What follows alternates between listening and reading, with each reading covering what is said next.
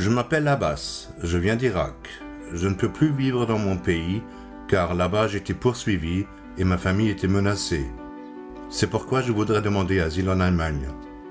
J'espère pouvoir mener ici une vie en sécurité.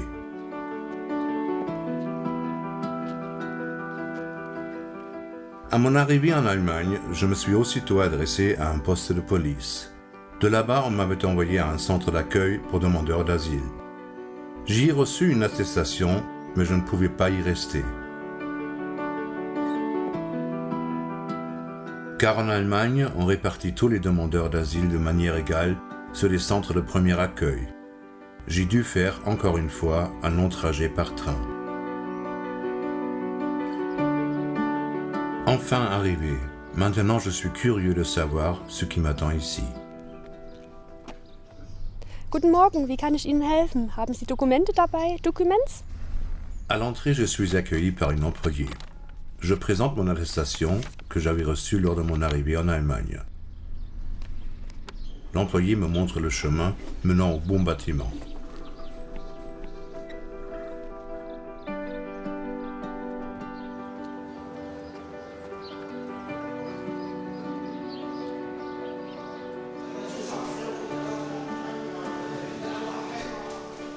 C'est le centre de premier accueil. Hallo. مرحبا اسمي كريم Hallo, Abbas. مرحبا عباس Allô, Daniel? Abbas. Là aussi, je dois m'identifier par mon attestation. L'un des employés parle par hasard ma langue, ce qui me soulage énormément.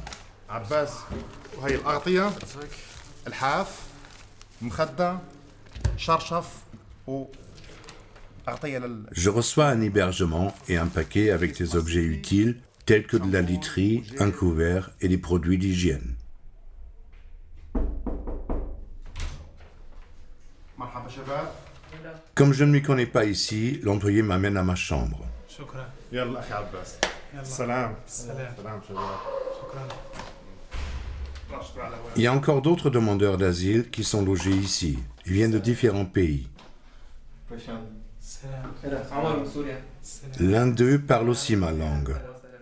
Arsalan est déjà ici depuis quelques semaines et me propose son aide que j'accepte très volontiers. Ok.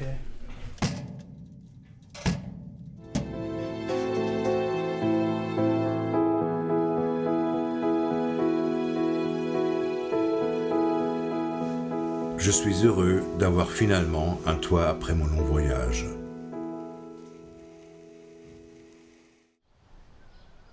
Le lendemain, je me déclare en tant que demandeur d'asile auprès de l'Office central des étrangers.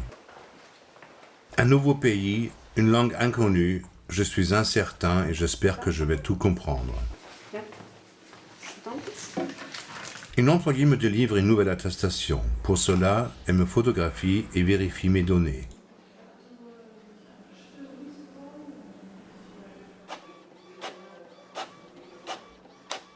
Je reçois une attestation avec ma photo et je la signe.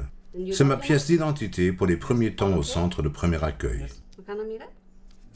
Okay, then sign here. L'employé me montre sur le plan de l'enceinte où se situe le Bureau fédéral de la migration et des réfugiés. C'est là que je vais par la suite déposer ma demande d'asile. On m'enverra à cet effet un rendez-vous. Hier. Here, yeah. The passport goes to the federal office. You? Quoique l'employé ne comprenne pas ma langue et moi qui ne parle que quelques mots en anglais, nous arrivons quand même à nous faire comprendre. Wait in the waiting room. All are finished. Okay. Good. Thank you. No problem. Je dois d'abord me faire examiner par un médecin. Il va voir si j'ai des maladies sérieuses qu'il va falloir soigner ou qui pourraient contaminer d'autres gens au gîte. Heureusement que tout va bien chez moi. Je suis en bonne santé. Pour le moment, je viens de réussir déjà les premiers pas. Heure du repas au centre de premier accueil. Lors de la préparation des repas, on prend en considération les spécifications religieuses de la nourriture. Je suis ravi de pouvoir mieux connaître d'autres demandeurs d'asile. Yeah.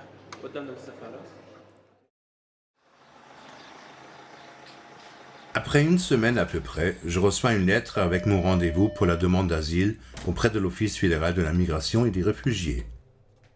Je me présente chez la portière avec mon attestation.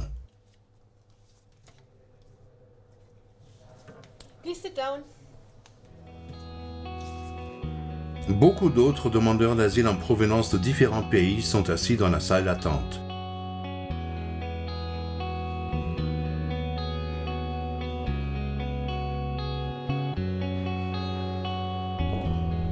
Abbas Khalaf Hassan, Irak. Une employée vient me chercher et m'amène à son bureau. Guten Tag. Ich nochmal Un interprète est là qui traduit pour moi. aufnehmen. So, fürs Asyl. Je reçois de l'employé beaucoup d'informations importantes, ainsi que mon permis de séjour.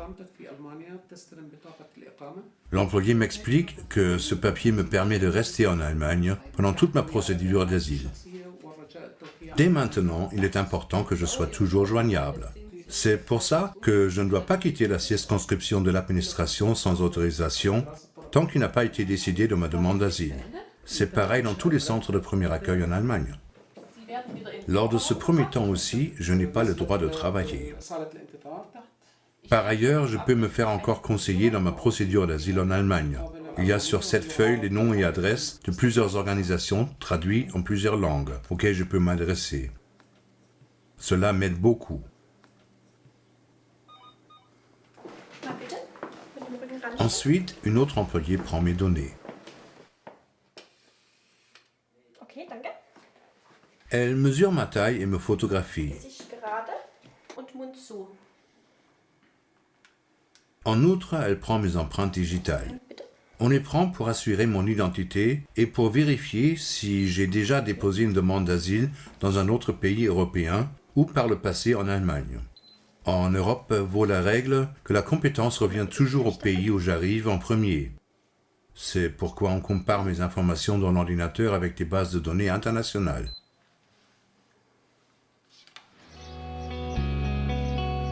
Maintenant, j'ai déposé ma demande d'asile et je suis ravi d'avoir réalisé ce pas important. Mon prochain chemin mène à une organisation pour réfugiés. Je veux encore m'informer là-bas en détail sur la procédure d'asile.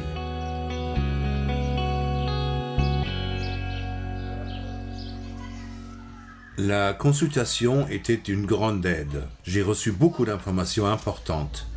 Le pas décisif pour ma demande d'asile est l'audition. Là, je peux raconter pourquoi je voudrais demander asile en Allemagne. De préférence, je ramène avec moi tous les documents qui prouvent pourquoi j'ai dû fuir de mon pays. L'employé en charge peut ainsi tout bien comprendre. Je peux prendre un avocat pour qu'il m'assiste pendant ma procédure d'asile, mais je dois le payer moi-même. Je vais d'abord essayer sans l'assistance d'un avocat.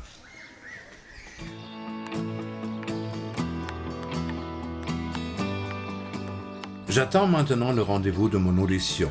Je profite du temps pour mieux connaître les autres demandeurs d'asile et pour apprendre encore plus sur l'Allemagne.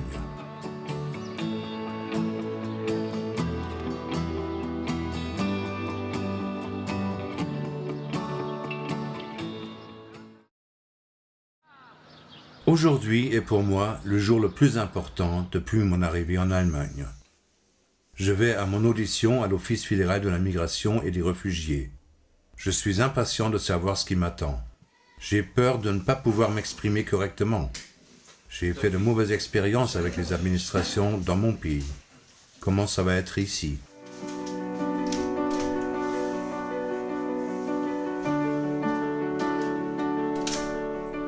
Une décideuse de l'Office fédéral de la migration et des réfugiés va décider de ma demande d'asile. Dans la salle d'attente, j'essaie de rester calme pour me concentrer.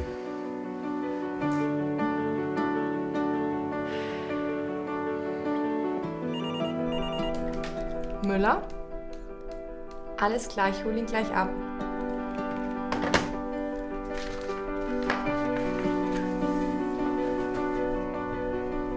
Khalaf Hassan Abbas. Lors de mon audition, il y a aussi un interprète. Je suis très soulagé car ainsi je me sens plus sûr et je sais qu'il va tout m'expliquer dans ma langue maternelle au cas où j'ai des questions. La décideuse m'explique dans son bureau comment va se dérouler l'audition. Elle est très aimable et elle essaie de m'enlever ma peur et ma nervosité. Elle m'offre un verre d'eau. En outre, elle m'assure que l'audition est très confidentielle. Cela signifie, elle et l'interprète sont tenus à la confidentialité de tout ce qui va être discuté ici. De tout ce que je vais raconter ici, rien ne va parvenir à mon pays. La décideuse me demande aussi si je comprends bien l'interprète du point de vue langage. C'est très important pour que tout ce que je dis soit bien compris. S'il y a un problème, il faudrait absolument que je le dise.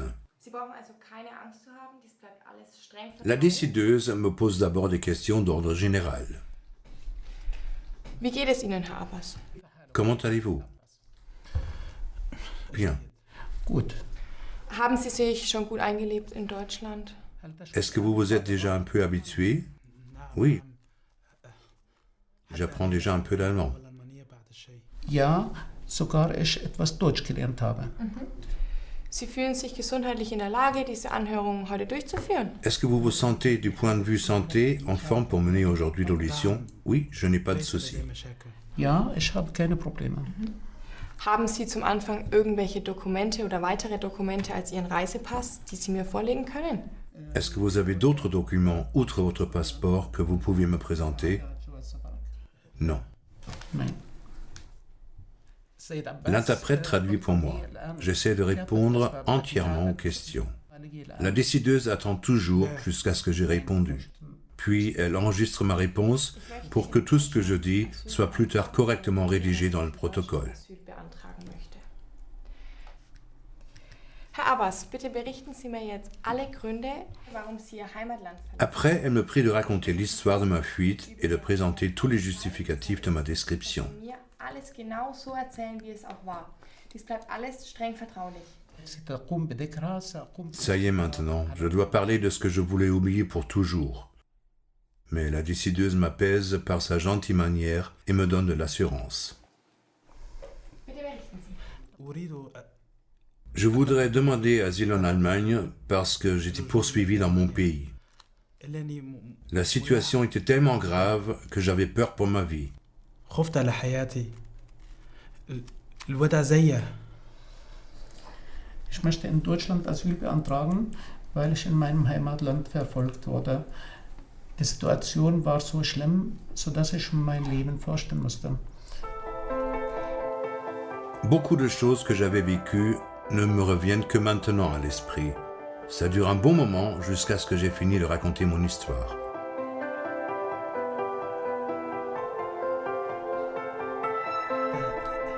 La décideuse a posé encore d'autres questions. Ça m'a rendu un peu nerveux. Mais elle m'a expliqué alors qu'elle doit me poser de telles questions pour qu'elle comprenne tout correctement. C'est les raisons pour lesquelles je veux demander asile en Allemagne. Das sind meine Gründe. Das sind meine Gründe, warum ich in Deutschland Asyl beantragen will. Herr Abbas, Je peux corriger mes déclarations à la fin de l'audition s'il y a une chose qui a été mal comprise. Je peux aussi les compléter si j'ai oublié quelque chose. Après, je signe une déclaration que tout m'a été correctement traduit et que j'ai tout bien compris. La décideuse va avoir besoin de quelques semaines après l'audition pour écrire sa décision. Après, je reçois par poste la notification comment ça a fini. Mais par cela, ce n'est pas décidé définitivement. Je pourrais encore me pourvoir en justice contre la décision. Maintenant, je suis soulagé. Ce n'était pas du tout aussi grave que je me l'étais imaginé. J'ai tout fait maintenant pour obtenir l'asile en Allemagne.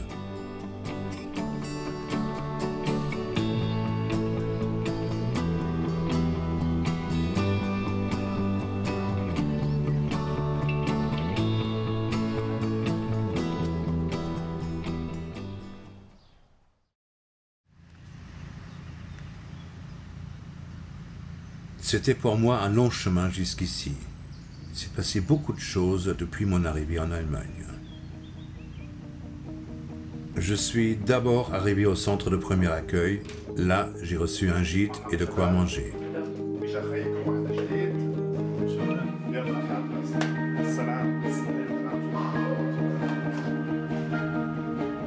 Ensuite, je me suis déclaré en tant que demandeur d'asile auprès de l'administration centrale des étrangers. On m'a constitué un dossier et j'ai été examiné par un médecin. Et puis, j'ai déposé ma demande d'asile à l'Office fédéral de la migration et des réfugiés. Là aussi, on avait constitué un dossier avec mes photos et mes empreintes digitales. Il m'avait été dit que je ne peux circuler que dans une circonscription déterminée tant que ma procédure d'asile est en cours. Pour mon plus important rendez-vous, l'audition, j'ai dû attendre un moment. J'ai raconté là-bas à une décideuse de l'Office fédéral de la migration et des étrangers pourquoi j'ai fui de mon pays. Elle va décider maintenant de ma demande d'asile.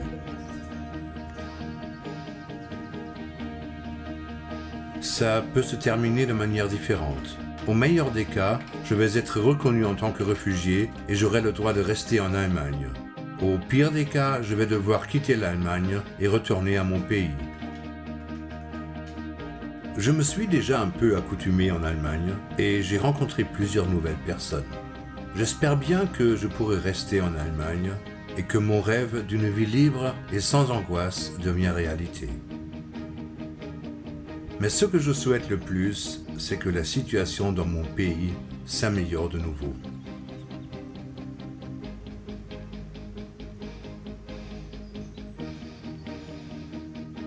Les personnes dans ce film sont tous des acteurs. Les situations et l'histoire ont été inventées dans le but de bien expliquer et faciliter le procédé de la demande d'asile en Allemagne.